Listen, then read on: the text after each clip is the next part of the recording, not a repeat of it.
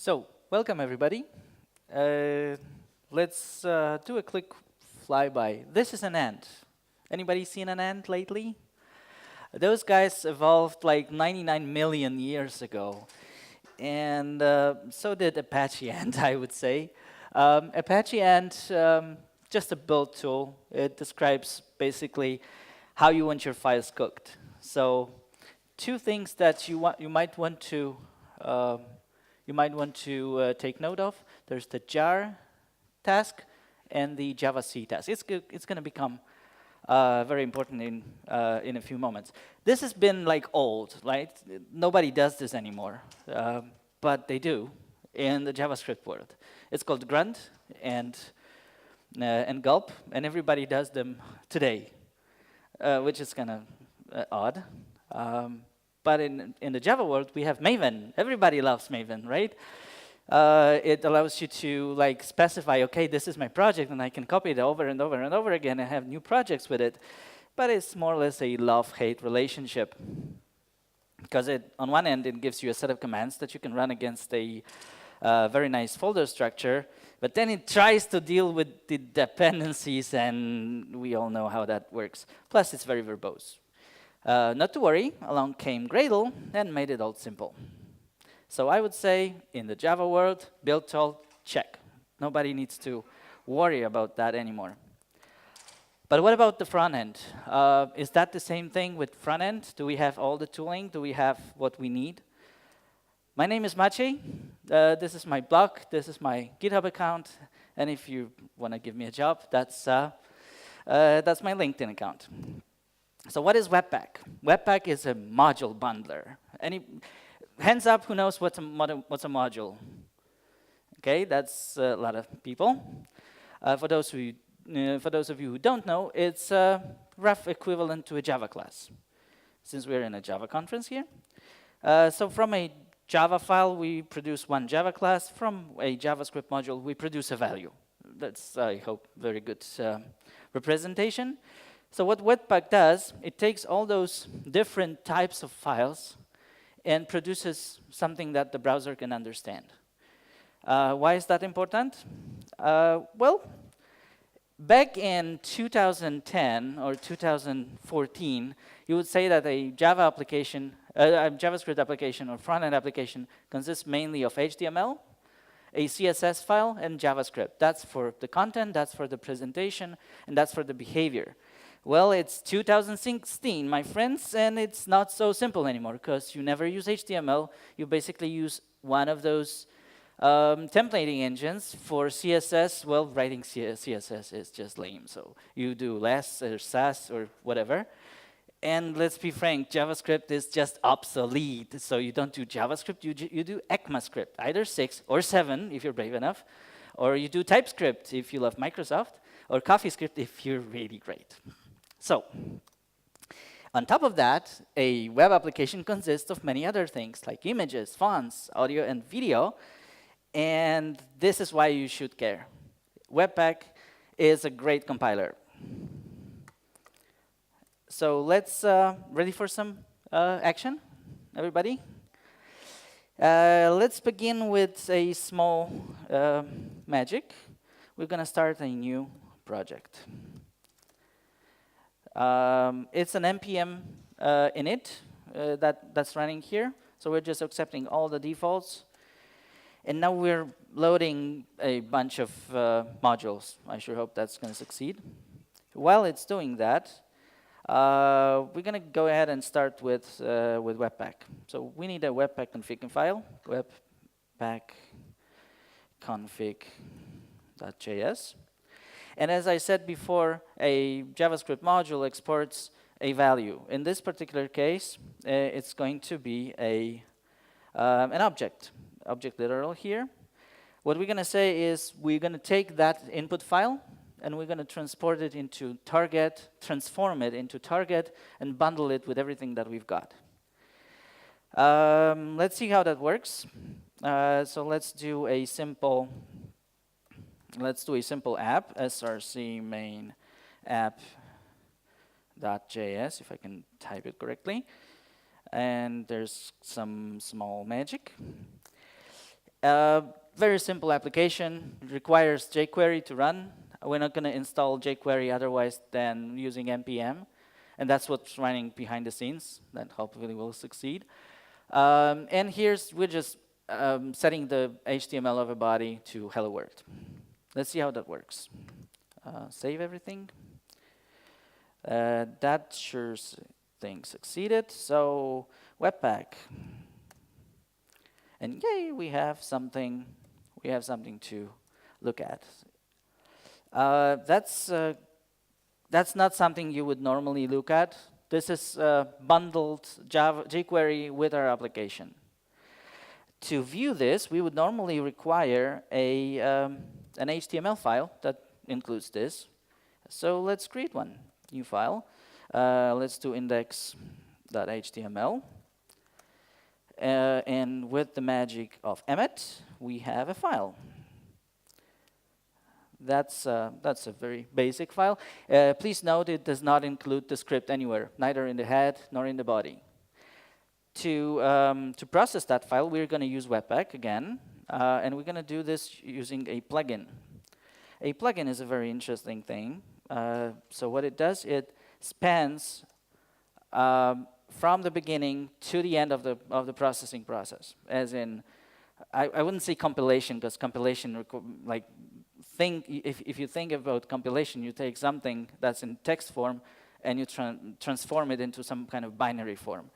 Although you can think of JavaScript modules that have been processed through Babel or any other transpiler as in binary, I'd rather think about it as transforming, just transforming.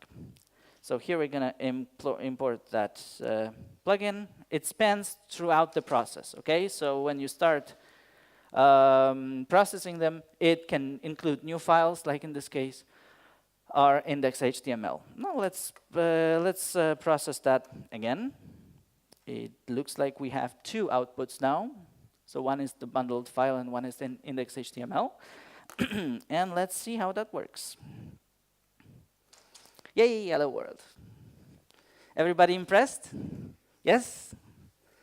I wouldn't be, so let's do something more fun. How about ES6? Everybody knows what ES6 is? Yes? The new sexy JavaScript that allows you to do arrow function and real imports. This guy requires a configuration file. It's called .babel.rc, and it just so happens I have a template for that. You wouldn't. And we're configuring Babel only with the preset for ES 2015, which is ES6. Okay, the naming is not confusing at all. That's JavaScript value. Okay, so let's change our application for it to use the new sexy stuff. We're gonna have a new version of that app in ES6. Two things to note: we're using an arrow function here.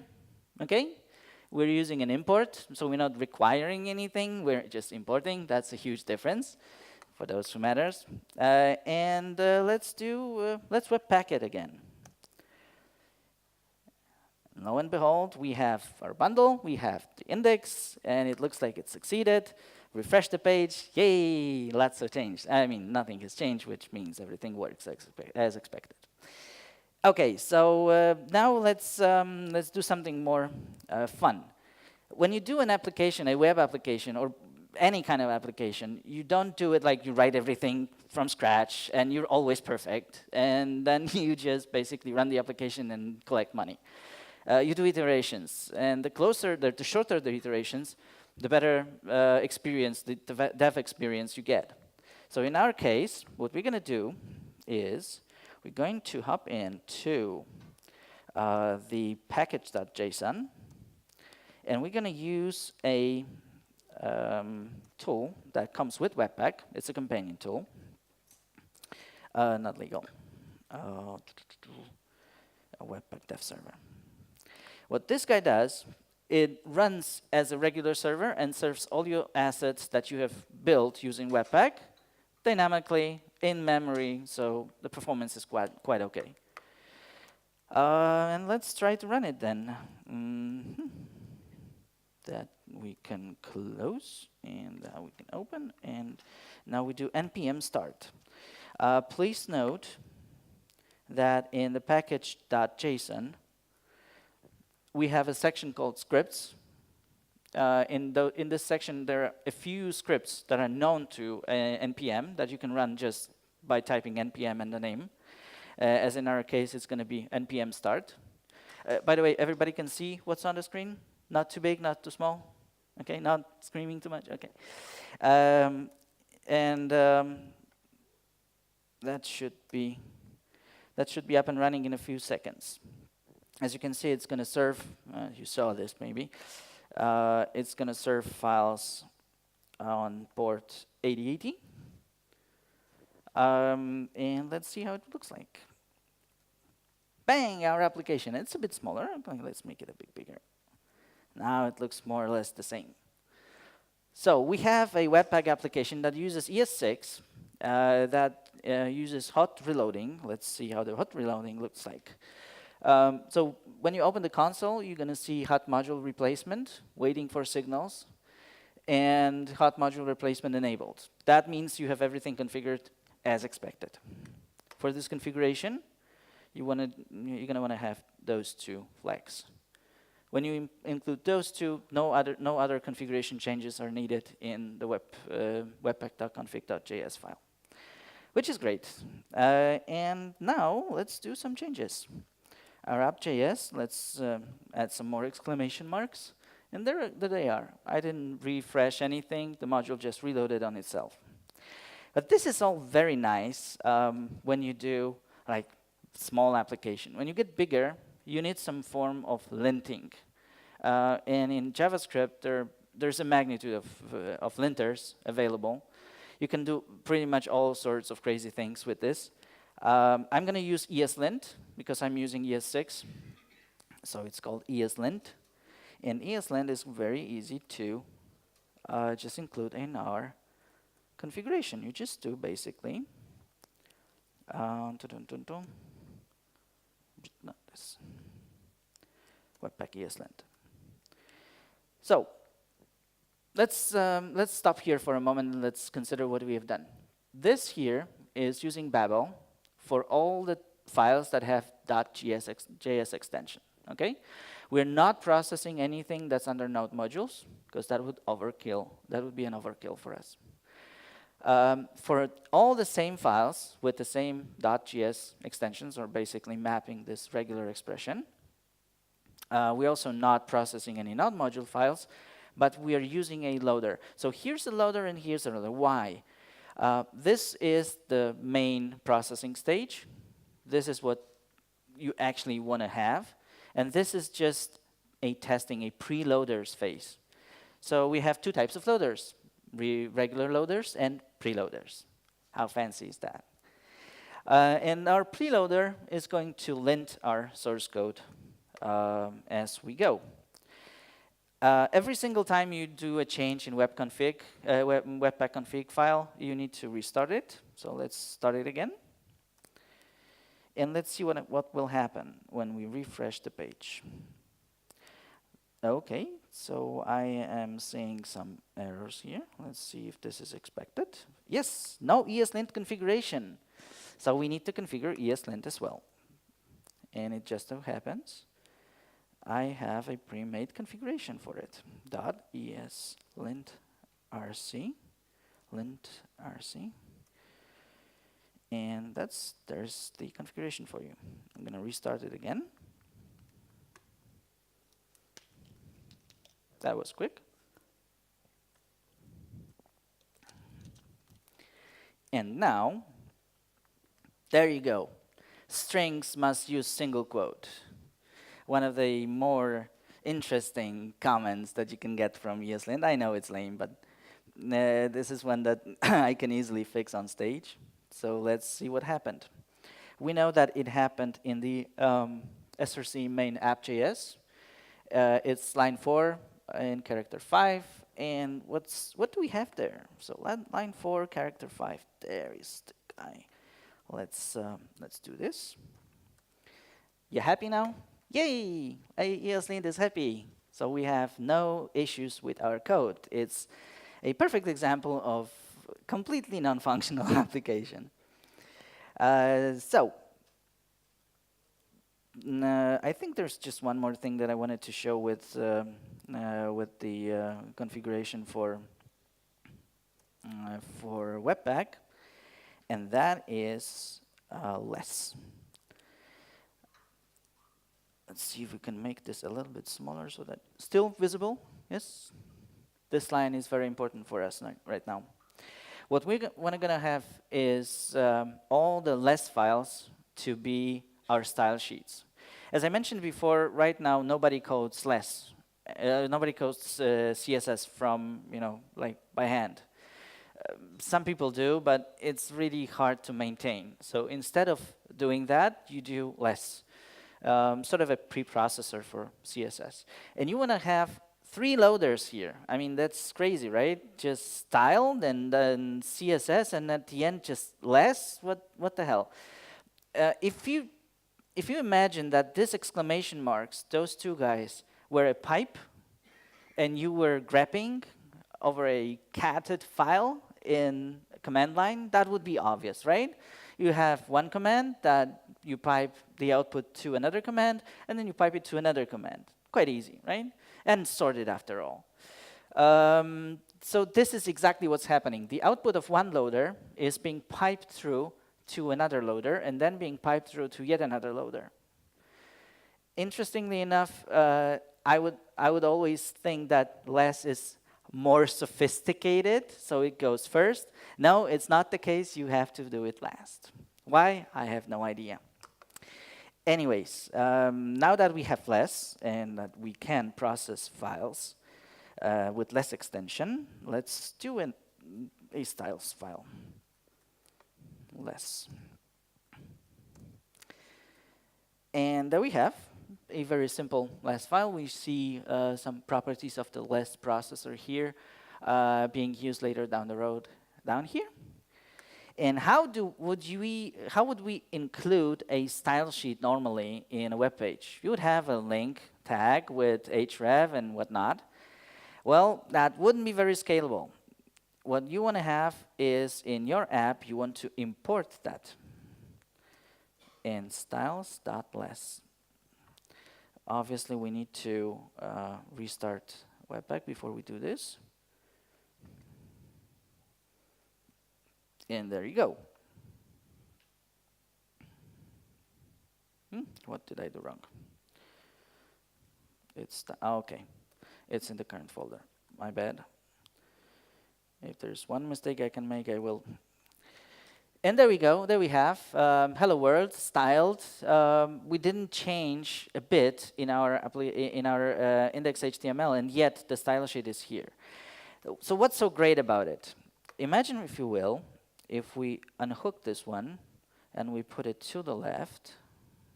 Okay, we'll close this for a moment, and then we open this guy, and then we do pretty much this. And hook it up here.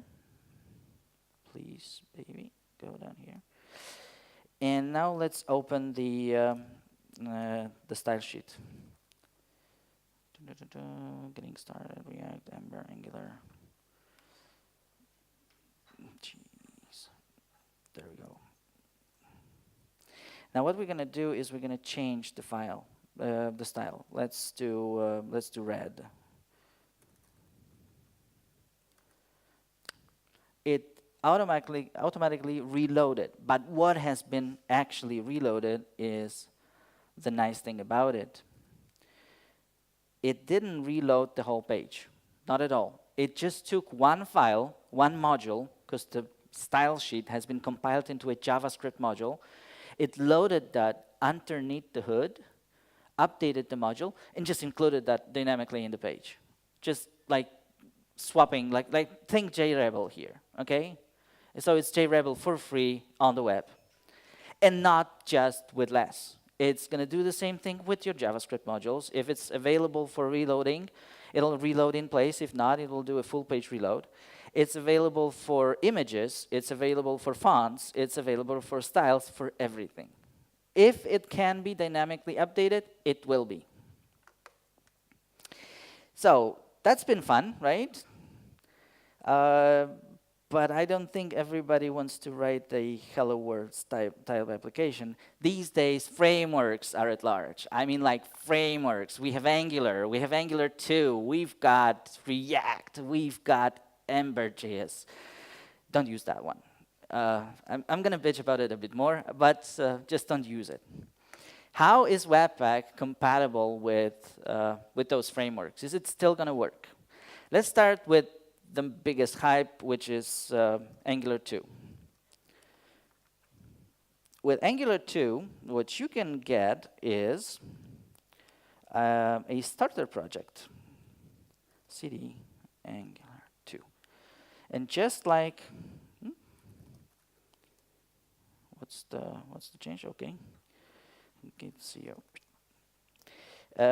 Just like with our Hello World application, this Angular application contains a Webpack config file, but it's way more sophisticated because it needs different environments. So you can configure Webpack differently for different environments. For testing, you obviously want to have something that's specific for testing. For dev, you want to have quick reloading and all the things that get you going. And for production, you want to have minimized code, like very terse, very small. Hot reloading isn't really an issue in production, so you want to have it optimized for production. And now what we're going to do is we're going to try to run it. npm's run start HMR, if I remember this correctly. Please note, we're running using a run command. I'm not sure if it was visible enough. I'm going to show this in a second. There's a limited number of scripts that you can run from npm because it knows about those. And everything else, like superscripts with colon, that enable hot module reloading and everything, those things require that you specify that you are going to run a script, which is npm run and the name of the script. As I was explaining that, it looks like Webpack is done. Let's see if it's still 3000. Okay, this is great. This machine just freaked out, and we're going to probably have to reboot it, which is going to be great.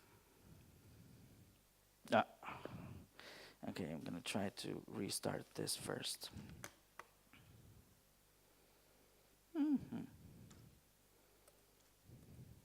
Gotten better. What's that issue? Cannot read property focus on. Okay. No. I'm sorry about this, but we're going to have to reboot it. That's what happens sometimes. As I do the reboot, I'm going to talk a little bit about Ember.js versus React versus Angular and how it fits all together in the landscape of Webpack. So with Webpack, there are two frameworks that are very well covered for building. That's Angular and React. Ember.js, especially in the version of Ember CLI, has this nice folder structure that you get components in, that you get controllers in, that you get basically your routes in, and templates and everything. And that means that with Webpack, you would have to have some specialized loaders. And there are some specialized loaders that you can get pretty much for free, because they're open source. However, the quality of those loaders is way below production ready. So don't use Webpack with Ember. In fact, don't use Ember at all if you can. What you want to have is you want to use either Angular. Like I showed you before, it broke my machine, so it's not the biggest. I'm not the biggest advocate. But I am, however, a huge advocate of React. And what this means is that I have prepared for you also especially for this occasion, a React.js example that uses Webpack underneath the skin. Much bigger, much more, much more detailed than the Hello World example that we were working with. However, has the same few properties. So it uses the HTML Webpack plugin. It uses the less loader, the JS loader, the preloader for ESLint. So everything that we've covered so far is here. Plus, we're using some loader for images. Interesting thing to note here, there's a configuration, a special configuration for this particular loader.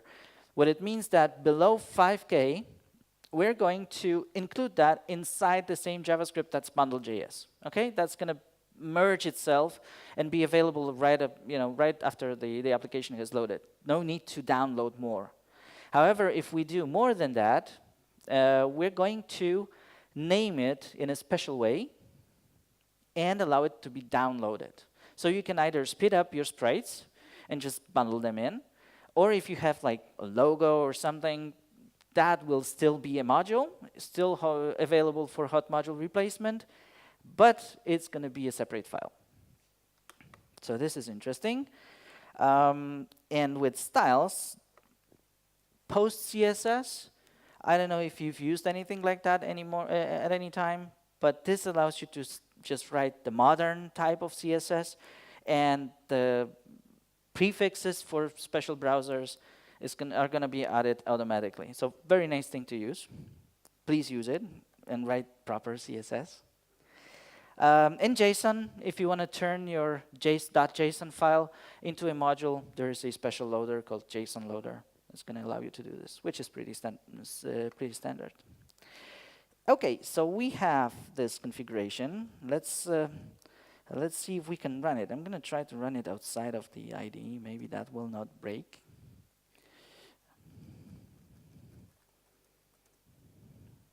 Please load. Okay, and React. JS. npm start. Again, I'm just using the predefined, let's make that a little bit bigger. I'm using the predefined start script. It looks like everything has been loaded, and we're all good to run. Please load, please do.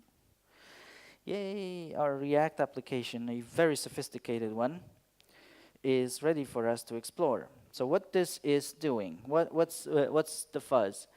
It's using Redux, obviously, underneath the hood. It's using a control that has inner state, like we can have with Redux. You should only have the one true store. This is cheating a little bit, and it's using a state inside of the component. We have, like I said before, we have a logo. We have a component for entering a title, and if we change that title, we can see that the title here changes. Very sophisticated. However, note that I am changing the value here. This counter is counting upwards. Let's modify that particular control so that there is, for example, a column here in the middle. Let's see if that works. So we have our React example, we have our components, and there is the title. Okay. H1, that's this tag here. Sorry, this particular tag here. Changing it, let's do some quotes around it. And so.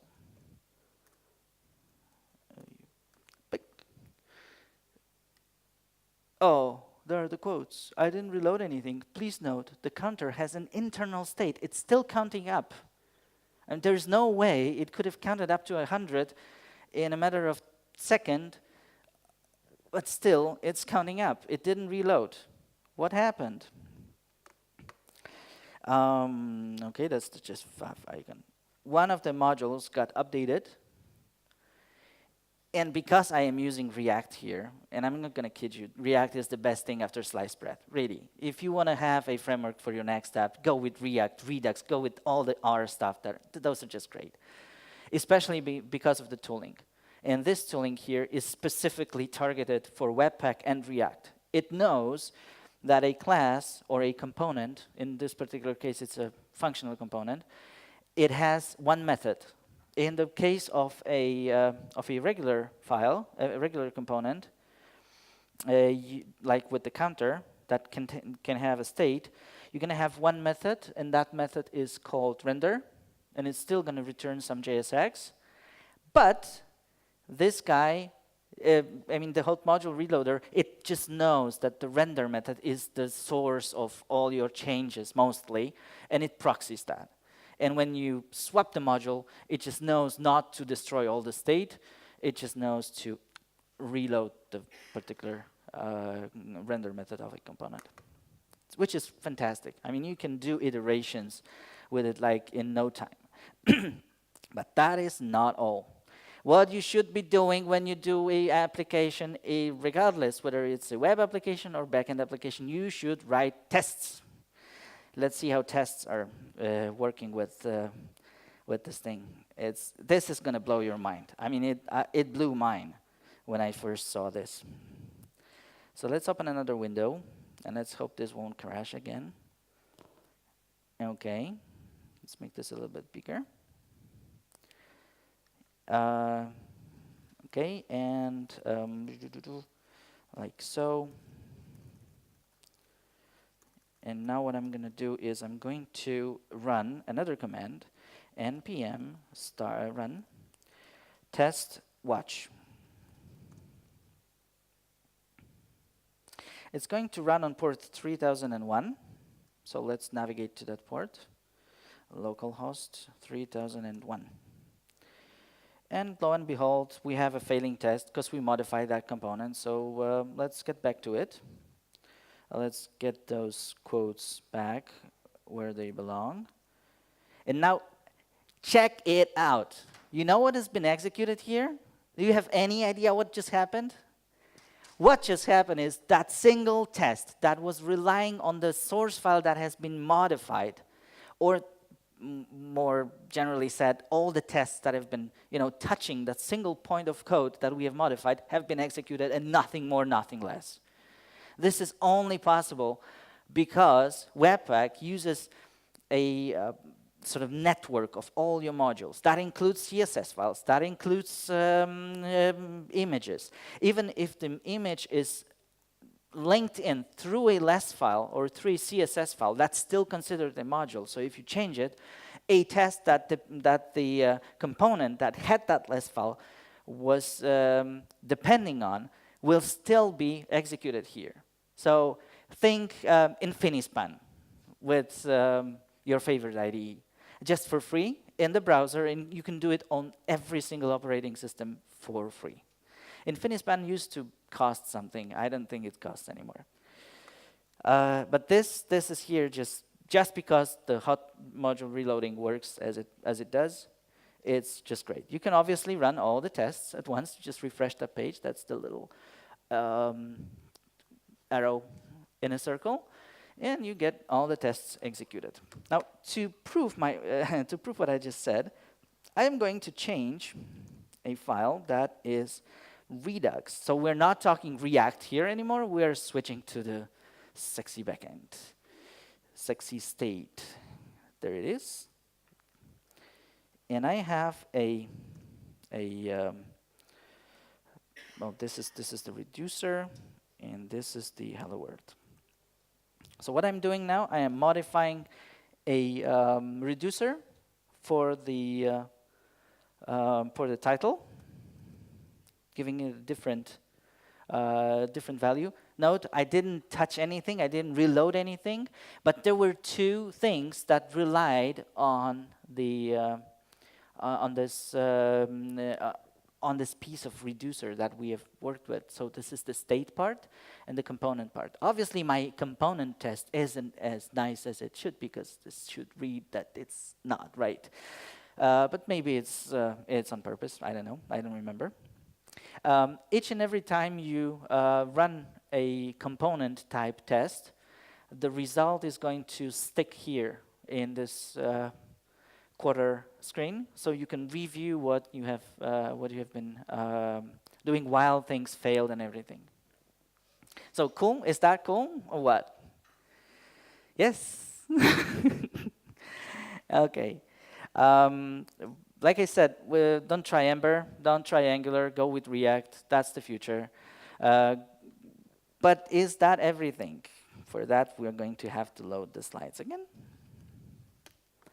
and try to navigate where we left off, courtesy of my broken laptop. I think we're going to make it. Okay, and friends. So, with Maven, things are quite simple.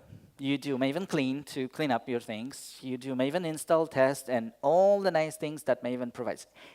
I don't know if you know this, but Maven even has a Tomcat plugin.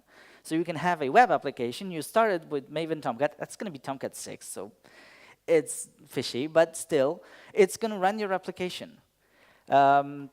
This is basically the friends part of Webpack that you have to understand and know to be able to do exactly the same thing as with Maven. You might not like Maven, but it's cool, really, because it's just one command and all the nice subcommands that you can run in it. What I usually propose is, instead of doing this, because nobody will understand this multitude of parameters that you have to specify for Webpack or everything else, those commands, they don't have to. They can be embedded in the package.json in the scripts section. And please do this. Please make your fellow coworkers happy and understand things, that if they want to clean a project, they just run clean. And if they want to install everything, then just run install, or just install without this. If you want to test things, then just npm test it. For producing documentation, you just, whatever tool you're using, be it UIDog or JSDog, whatever, you just hide that complexity from your fellow coworkers. Deployment here, Maven has this nice release plugin. We don't have that, but we have deploy or publish in npm, so that can be done. And start, that should be the most important command your coworkers know. If they check out a project, they first install things and they run it, and that should be everything. As in with Maven, clean install, and then just maybe not Tomcat 7 run, maybe Jetty run, maybe Tomcat 7, maybe Tomcat 8 run, if that plugin is even out. But there should be 1 or 2 or 3 commands tops to get you going. So Webpack with frameworks we have pretty much covered. Like I said, there is no generator for Angular 2. Oh, I didn't mention generators. Did you know there is a generator for JavaScript projects? It's called Yo. Really, the name is debatable, I know, but it's called Yo. And Yo uses a set of generators for generating new projects. For Angular 2, there is no generator yet. There can be one if I make it. But there is a ultra nice Angular starter project that wouldn't start on my machine. I am so sorry. With Ember, I mentioned there is this Webpack example. That's the regular to-do app using Ember and using Webpack underneath the scene. And it is not doing Webpack dev server. It's not hot reloading. It's just not production ready. Basically, stick with Ember CLI, okay? If you're doing Ember, stick with Ember CLI. React, you're in Wonderland. This is a very nice and readable name for a generator that I have prepared for this occasion. That's what you saw. But there are 2 much easier to remember and with higher star rate. That's React Webpack and React's Webpack Redux. Use both. Use either one. Just go with React. End of story. So key takeaways from this Webpack. How are we doing with time? Okay, that's great. I'm just finishing. Webpack is awesome. If you don't believe it, talk to me. I'm going to convince you, and you're just done. Yo is your friend. They're generators all over the place, some better, some worse.